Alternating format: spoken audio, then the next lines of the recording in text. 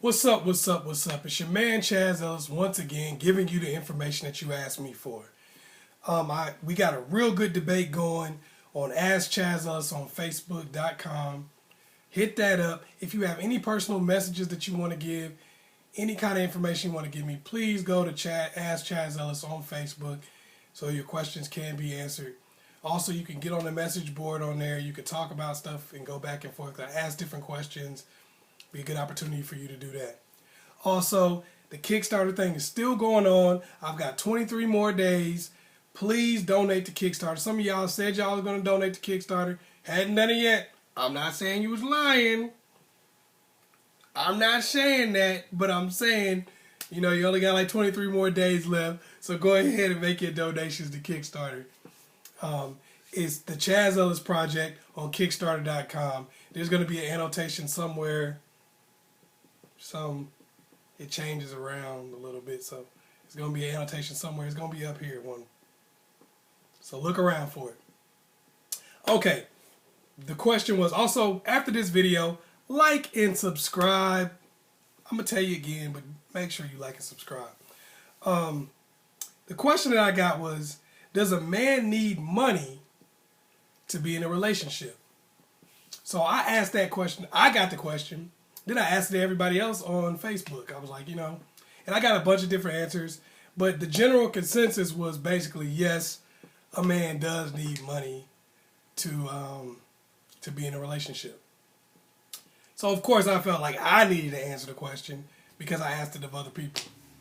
The answer to the question is no. You don't need money to be in a relationship because there are people in relationships that don't have money. So that means that clearly you don't need it to be in a relationship. Otherwise, there wouldn't be anybody who was in a relationship that didn't have money. So you don't need it. But having money does make a relationship easier. When you're in a situation where you got some money, you can do certain things. If you're living in your mama's basement and you trying to get some booty, it's kind of tough because your mom keep coming back from church. And, she's like, what y'all doing down there? I don't know. And I heard a bunch of noise. And, you don't want to deal with that kind of stuff. So, yes, having money makes things easier because it makes your proximity closer. Because even if you live far away, like say you live 50 miles away from the person. If you got a car, you can drive from one place to another. If you don't have a car, if you live 5 miles away, that's far. It's like, dang, I gotta walk 5 miles every time I want to see this chick. Or some dudes even ride a bike or something. Or ride the bus or whatever. But it makes things more difficult. So not having money does make a relationship a little bit more difficult. That being said, you could definitely be in a relationship without money. I would even suggest to most guys that's the best time to find a relationship is when you're not in the best financial situation. The reason why is because it's a good tester for a person. It's also a good tester of what things will be like. You want to be working towards something and be working towards getting money. You want to have a vision. You want to be working towards it. But it's a good time. It's good to get somebody on the way up while you're on the way up. Why do I say that? Here's something that a lot of ladies probably don't know about men. You have to understand as a woman, if you care about superficial things, you have to be able to exist in a superficial realm. What do I mean by that? You can't be sitting here talking about, I want a dude that got a nice car. I want a dude that got a nice house. I want him to be this tall. And because I don't want nobody that's like close to my height. I want somebody like, bam, like way taller than me. I want somebody to have money. He gotta have a big thing. I don't know. I don't mess with nobody that's got a small one. I don't do that. He gotta be good in bed. He's gotta be this. You start lining all those things up. Basically, what you're saying is your personality, who you are as a human being, isn't enough for me. I get that. Don't get me wrong. I'm not saying that that's wrong, but you also have to understand that if that's the way you're judging people, you got to be able to hold up to that yourself. And you have to understand you have to hold up to it based on their judgment. Because that's another thing I go into. You have to understand that as a woman, you can't just sit here and say, I want a man that's got this, and this, and I bring to the table that I'm a nice person. No. You have to be able to exist in a superficial realm because you're being superficial. You can't say I'm a nice person and that makes me a good person when you're saying you're a good man because you have this, and this. You have to judge yourself by the same criteria or be left out in the cold. If the kind of money a guy has matters, how you look matters. If you're not the most attractive girl in the world, you're not physically pleasing to the eye, you have to understand you're going to be disqualified, just like you disqualified a guy that didn't have money. Just because you have a good job and all that kind of stuff doesn't mean that you're pleasing to a guy. You have to understand you're going to have to be what we find superficially to be important. So you can't sit and go, I got my own house. I got my own car. I'm big time. I'm this, that, and the other. I'm supposed to get this type of dude. We're like, yeah, you got that and that going for you, but you're not that cute. And that's what we cared about. So to exist on a superficial plane, you got to be superficially pleasing. Otherwise, it's probably not the way to go. If you're sitting there worried about what kind of money a guy got in his pocket and you're not bringing to the table things that attract guys that have money, you're going to be left out in the cold over and over again. Men are different than women. This is a problem that a lot of women run into because of the fact that they do want a guy that's in a financially good position. They do want a guy who's kind of a lot of women want a guy that's a finished product. I got a car. Somebody said on my Facebook, they was like, because you can't raise a man. K. Michelle said you can't raise. First of all, never take advice from K. Michelle. Does K. Michelle have a man? Have you ever seen K. Michelle with a man in recorded history? Don't take advice from people who don't have what you want. Anyway, that's beside the point. And that also are telling you crap that this. Well, anyway, that's beside the point. She says K. Michelle says you can't raise a man. And I'm like, I totally get that. I don't know how being broke means you're not a man. But anyway, I totally get what you're saying. But you have to understand the way men think as opposed to the way women think. Men don't want what they don't need. Don't want it. Have no use for it. Women want things that they don't necessarily need. Here's an example. Almost every woman you talk to will say, I don't need a man. I want somebody to be with. I want somebody in my life. I don't need nobody. When's the last time you ever heard a dude say something like that? A woman could be with a man and say stuff like, I don't need you. I want you to be here, but I don't need you. When the last time you ever heard a man say something like that? We don't talk like that because that's not how we believe. We want the things that we need. We want you because we need you. We feel like, okay, these are things that I don't want to do by myself. This is somebody that I want to help me along with my life. And we prioritize things based on what we feel we need. For instance, if you come into a situation where we're a complete finished product and we don't need you, we're going to treat you like somebody that we don't need. We're going to be like, yeah, I don't care what you say because I can replace you. You don't have value. That's what women are going to have to understand. We value things based on what we need. If we don't need you, you don't have value. You didn't help us get to where we are. We don't really feel like we need you as some sort of ingredient to our success, to what makes our life better. So we treat you in that fashion. We're like, I'm good no matter what. If you went somewhere tomorrow, someone else could be doing what you're doing. Unfortunately for women, a man could give them the world. But if it ain't the right man, it doesn't matter. Men, just kind of like with men, when we can have sex with anybody. If you put two girls together that look the exact same side by side, we don't care which one we have sex with. We don't care. Doesn't matter. You put two guys that look the exact same side by side, and a woman only wants to have sex with one of them. To us, doesn't make any sense. We're like, wait a minute, what does it matter? But you guys, it's more to it to you. It's not just the sex. It's like a guy could look at some of the guys that was in the friend zone. It could be a guy that's just as good as the other guy, but that's not the one you wanted. So women are a little bit more particular about things. Women want things that they don't necessarily need. If you ever see a man pack and a woman pack, I'm not talking about like, I know some of y'all are like, well, I know a guy that packs more than I do.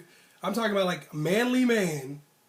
When you see him pack and you see a woman pack, like for instance, like my mom and my dad go somewhere and they go somewhere for like a week. My dad will have one bag. He'll have one big bag. It'd be like, big bag. And then he'll have a little small bag, about that big.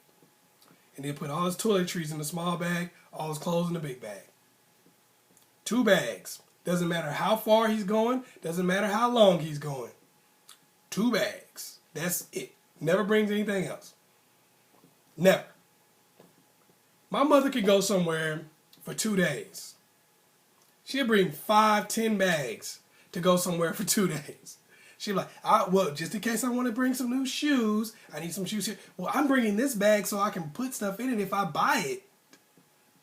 And you're like, why do you need this? And pretty much every woman I've ever been around brings a ridiculous amount of stuff, no matter where they're going and for how long. Because women bring things that they don't necessarily need. Men are streamlined. You go shopping with a woman. You can't stand to be shopping with a woman because women buy things in a totally different way than we do. They buy things they don't necessarily need. They'll be like, oh, I gotta have this. I gotta see this. Oh, I gotta go look at this. Man is like, look, I'm about to get these J's that just came out. I'm gonna buy a shirt to go with them, and I'm gonna buy some pants. And I'm out of here. It's just how we think. We streamline our lives. And I think women don't understand that a lot of times, so they want to be with a guy who's already a finished product, and then they wonder why that guy doesn't have any respect for him. Because you weren't a part of him becoming this finished product. You want to... Now, I know a lot of women are thinking, well, I tried to support a guy who was broke, and this happened. Well, see, that's why you have to be a scout of talent and abilities. You want to catch a guy when he's right there on the way up. You don't want to catch somebody who's already there, because then you get the NBA treatment. That's what I call it the NBA syndrome. Is when a woman marries somebody that plays in the NBA or somebody of that level, somebody of ridiculously high level, and expects to be treated like a valued asset. You're not one really. What value are you? You gotta be real with yourself. I always tell people, be real with yourself. You can only place the value on something that someone else is willing to pay. You don't get to make your own value. You can't sit here and say, I made this purse yesterday and it's worth $20,000. Because the first question someone else is going to ask you, well, who offered you $20,000 for that? Nobody. Well, how much did they offer you? $10. Well, your purse is worth $10. That's all people will pay for it. You're being delusional. And that's what happens with a lot of women. They get a guy of a high level that they had nothing to do with his success, and then expect to be treated like something extremely valuable. They're like, well, I pay my own car note, and I pay my own house, and I got my own money. But that's not valuable to him. You're not bringing anything to the table for him. Not that some other woman couldn't be doing. You weren't a part of the success. You can't expect anything. So you want to try to get somebody on the way up so you could be a part of it, and then they have a higher level of value for you. You just got to make sure that you're picking somebody that's actually on the way up.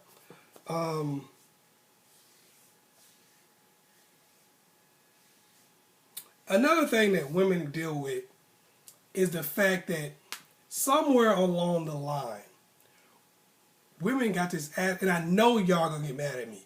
A couple of y'all gonna get mad at me for a few things I say here, but this is gonna piss some people off because people don't want to hear this. But somewhere along the line, someone told women that a good woman is somebody who does great things to improve her life.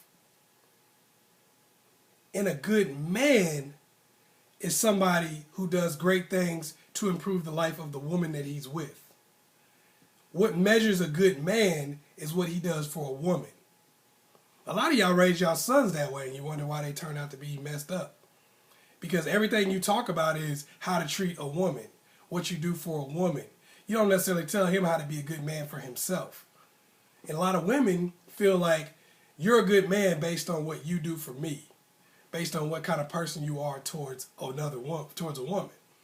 And they see themselves as a good woman based on what kind of a person they are for themselves, for their children, not for that man.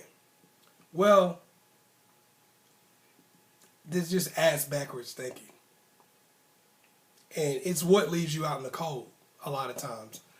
I know some of y'all are going to get mad because I know that's going totally against your programming. Because the reason why you get programmed that way is because everybody's trying to sell you something. And they don't want to piss you off because it's hard to sell somebody something once you piss them off. Like, if I'm sitting here saying, buy this book or support this, and then I'm saying stuff that I know is possibly going to piss you off, I'm doing something that could possibly be detrimental to my own success. So the easy thing to do is for me to just tell you what you want to hear. Anyway, what most women have been programmed to believe is that doing things for yourself makes you a good woman. Like, listen to what a lot of women say. I pay my own car. I pay for my own house. I support myself. I'm not asking a man for anything. I'm a good woman. But when she's dealing with a man, she's like, he don't do nothing for me. He don't do this. He don't do that. You're a real man. Like I heard, I read these memes and stuff that people have all the time. It's like, a real woman can do everything for herself, but a real man won't let her. Well, you got to reverse that. Stop making memes about what men need to do and making memes about what you need to do. Because you can't control nobody else. Anyway, what I'm saying is, you guys get programmed that way. It's like you guys sit there and think, okay, what did this man be doing for me to make him a good man? But you're not thinking that way about what you need to do to be a good woman to a man. Not just your idea of a good woman. To give yourself value to a man. You're saying a man needs to have a job and needs to have this amount of money to come into a relationship with me. This is what a man needs before he gets into a relationship. But what are you coming into a relationship with that he would care about? If I'm sitting here on 6 figures, you paying your own car and your own house isn't doing anything for me. Has no value to me whatsoever. The job you have has no value to me whatsoever. I don't care what kind of money you make. It's not going to affect me. I'm already paying my own bills. I'm just going to be taking you out on dates. So there's nothing that you can do financially that's going to affect me. I'm good financially. So you're not going to affect me in that respect. So bringing that up is of no use and no value. So what is it that you bring to the table that's of value to a man, to the man that you want? If you're sitting here talking about, I'm a good woman and I want this particular type of man, I want a man that's got himself together. I want a man that's got some money, but you don't know how to cook. What value do you bring to that man? Even being able to cook doesn't necessarily, I mean, he could buy food, but you could at least say, okay, I can bring something that you're not necessarily doing. I'm a good woman. I want a man that's got a nice house. I want a man that's got a nice house. I got my house. I got my car. Okay. How is that helping him? Are you going to clean his house? Or are you going to help him with his investment strategies for the future? Are you going to work at his company and put some effort forward to make it even bigger and greater than it is? What are you doing to attract the type of person, the type of successful person that you're looking for? How are you a good woman to a good man? So when people ask me, does a man have to have money coming into a relationship? I say, it depends on what kind of woman he wants to date. It depends on what the woman brings to the table. And it also depends on what that woman is expecting out of a relationship. If you're expecting to be a 50-50 equal in a relationship, then no, he doesn't necessarily have to bring money to the table because you're wanting to be a 50-50 equal. If you're expecting to be more like kind of an employee in a relationship, then yes, he definitely has to be rich. He has to have a lot of money. He has to have his thing all together. But you can't really necessarily have both. You can't come into a situation that you didn't. It's kind of like if I knocked on the door of Microsoft right now. I was like, "Hey, I'm looking for a job." They're like, "Oh yeah, we got plenty of jobs. Just sign up. You be some entry level." Nah, I ain't looking for nothing entry level. You crazy? I'm trying to be the COO. Say what? You trying to be who? All right, well, I'll settle for president. Fool, you can come in here and shuffle these papers just like anybody else, or you can leave. Because there's plenty of people trying to work here.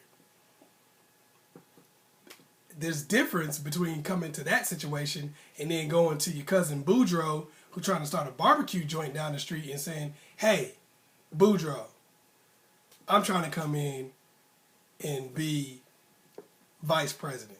I'm coming in trying to be president. I want to be COO." And Boudreaux going, "Man, I need some help. Appreciate you, dog." See, Boudreaux got a goal, got something going on, and boom, you come in and you help him out.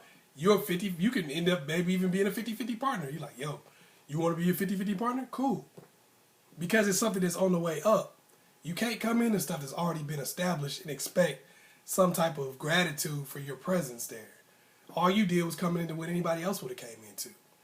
And if you want to try to do that, you got to make sure you super ridiculously top level. Hopefully I was able to help you. Once again, it's your man Chaz Ellis answering the questions that you asked me. If you got any other questions, go to Ask Chazzellis on Facebook. Also, support this Kickstarter. Got 23 more days left. You might be watching this and it might even be less. Look at the date, I guess. You got 23 more days left. Go to Kickstarter. The Chaz Ellis Project on Kickstarter.com. And also, like and subscribe. Peace.